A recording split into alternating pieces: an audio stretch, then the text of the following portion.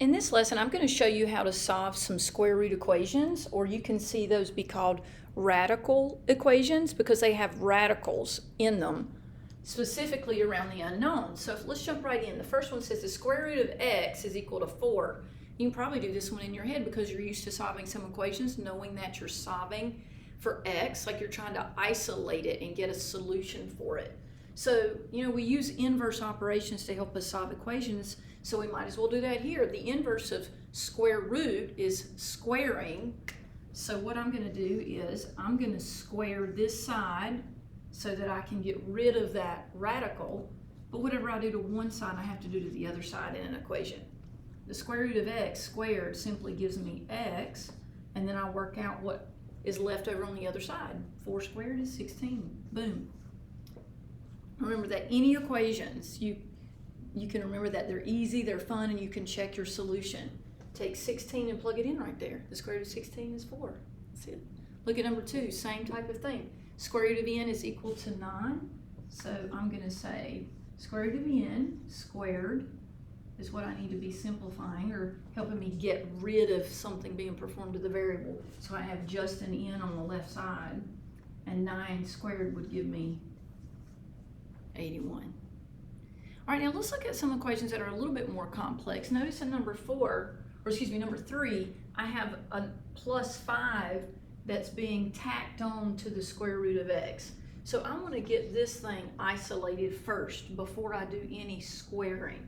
So I'm going to get rid of that plus 5 by taking it over to the other side and subtracting it. So that's going to leave me with square root of x equal to 25. All right, there we are at our statement.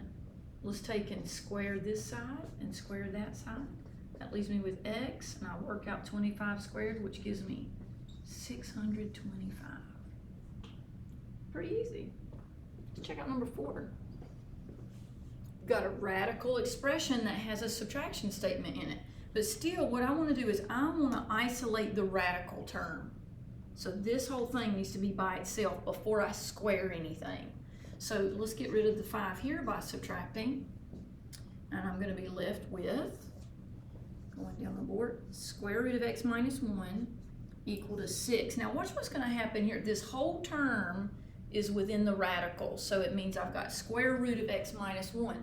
So I'm just going to square that whole side and square the other side of the equal mark. Remember, I can do anything I want to equations as long as I'm performing that same operation to both sides. So when I square the square root of x minus 1, I'm left with this. 6 squared is 36. Now I have a one-step equation, and I just solve it. X is equal to 37. Plug that thing back in and see if it works. 37 minus 1 is 36. The square root of 36 is 6. Now if I add 5 to that, boom, it does give me 11. Check out this last one. It has radicals on both sides.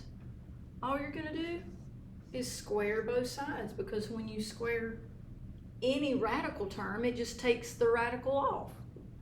We left with 3x plus 4 equal to 4x minus 3. Now I'm going to solve this thing for x. Notice I've got an equation with variables on both sides. I'm going to move this 3x over to the right. Okay, that leaves me with positive 4. 4x minus 3x is 1x minus 3. I'm trying to isolate for x over there, so I'm going to add 3 to both sides.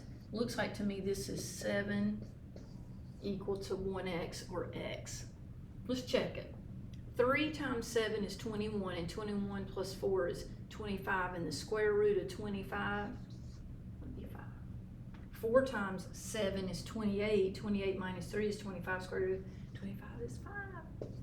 7 works. That's how you solve square root equations.